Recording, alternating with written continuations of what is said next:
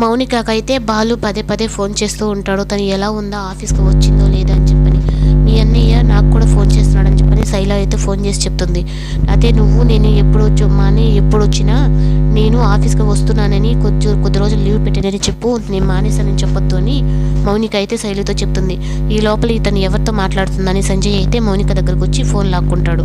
అప్పుడు ఆ ఫోన్లో అయితే శైలు నెంబర్ ఫస్ట్ ఉంటుంది, తర్వాత బాలు నెంబర్ ఉంటే అప్పుడు మీ అన్నయ్య మిస్డ్ కాల్ చేస్తున్నాడు, కానీ మీ బ్లాక్ లిస్ట్లో పెట్టను మీ అన్నని, నువ్వు శైలుతోనే మాట్లాడావు, కరెక్ట్గానే ఉందని చెప్పని అంటాడు. నా కాడ నీ వేషాలు కానీ సాగిస్తే మాత్రం నేను ఒప్పుకోను అని అయితే అంటే ఇంకా సంజయ్ మాట్లాడే ప్రతి మాటకి తను బెదిరిపోతూ ఉంటుంది. మీ అన్నయ్య నెంబర్ బ్లాక్ లిస్ట్లో పెట్టను, ఎన్నిసార్లు ఫోన్ చేసినా మీ అన్నయ్య చేస్తూనే ఉండాలి, కానీ నువ్వు మాత్రం ఫోన్ మాట్లాడకూడదు అని చెప్పని కండిషన్ అయితే పెడతాడు.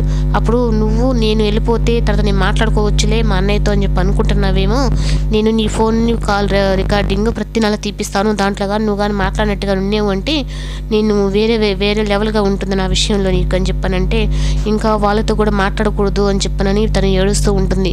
ఆ రోజు మా అన్నయ్య చెప్తున్నా వాడు రాక్షసుడు అని చెప్పినా నేను నీ మాటలు నమ్మి మోసపోయాను అని చెప్పని చాలా బాధపడుతూ ఉంటుంది. ఇంకా మీనా ఫోన్లో నుంచి అయితే బాలు ఫోన్ చేస్తే అప్పుడు మాట్లాడి తను అన్నయ్య నేను రేపు ఇంటికి వస్తున్నాను అని చెప్పనైతే అంటుంది. నేను బాగానే ఉన్నాను అని చెప్పనంటే నీ మాటల్లో నాకు ఏదో తేడాగా ఉంది అని చెప్పని బాలు అయితే అంటాడు. లేదన్నయ్య నేను చాలా సంతోషంగానే ఉన్నాను, రేపు ఇంటికి వస్తున్నాను, అమ్మ నన్ను చూడాలని ఉంది అని చెప్పానంటే సరే అప్పుడు మీనాతో అయితే చెప్తాడు.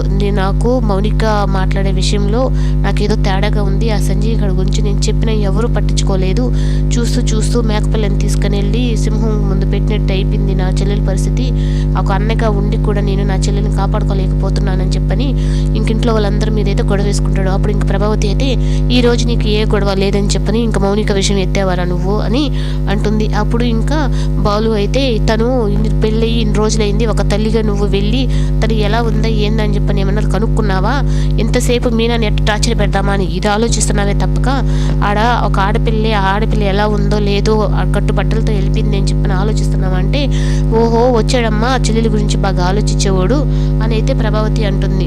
అప్పుడు నా చెల్లెల గురించి నేను ముందుగానే చెప్తున్నాను, ఇప్పుడు తను ఈరోజు వస్తుందంట, ఒకవేళ తను వచ్చి కానీ సంజయ్ ఇలా చూస్తున్నాడు అని చెప్పానంటే తర్వాత నేను నా విశ్వరూపం చూపిస్తాను అయితే అంటాడు. అప్పుడు ఇంకా మౌనిక అయితే ఇంకా ఎంతసేపటికి ఇంకా రాకపోయేటప్పటికి నేను ముందుగానే వెళ్ళి మౌనికని తీసుకొచ్చేస్తానని చెప్పని బయలుదేరుతూ ఉంటే ఇంకా కార్ దిగి అయితే మౌనిక వస్తుంది. అప్పుడు ఇంకా తను సంతోషంగా వచ్చేటప్పటికి ఇంకా సత్యం ప్రభావతి అయితే ఇద్దరు చాలా సంతోషంగా తను రిసీవ్ చేసుకుంటారు. అప్పుడు శృతి అయితే మీ సంజయ్ నిన్ను బాగా చూసుకుంటున్నాడు ఆ శృతి అంటే అప్పుడు తను కొన్ని డౌట్లు అయితే అడుగుతుంది, కానీ అన్ని డౌట్లకైతే ఇంకా చెప్తుంది సమాధానం. నువ్వు ఎవరికి భయపడిన అవసరం లేదు, అమ్మ నాన్న నిన్ను తీసుకురారేమో అని చెప్పని ఆ సంజయ్ గారి గురించి నాకు తెలుసు, నాతో నిజం చెప్పు అని చెప్పంటే ఇంకా బాలు అయితే తను ప్రేమగా అడిగేటప్పటికి ఇంకా తనని పట్టుకొని అయితే మౌనిక ఏడ్చేస్తుంది. అన్నయ్య నువ్వు చెప్పింది నేను వినలేదు, నా చేతులారా నా జీవితాన్ని నేను నాశనం చేసుకున్నానంటే ప్రభావతికి అసలు ఏం అర్థం కాకుండా ఏంటి కావాలని చెప్తున్నావా, అల్లుడు గారు ఎంత మంచివారో నీకు తెలుసా అంటే నువ్వు చూస్తున్న అల్లుడు గారు వేరమ్మా, నేను చూస్తున్న అల్లుడు గారు వేరు, నాకు అన్నయ్యకి ఒకటే తను తెలుస్తుంది అని చెప్పి మొత్తం నిజం చెప్పేస్తుంది.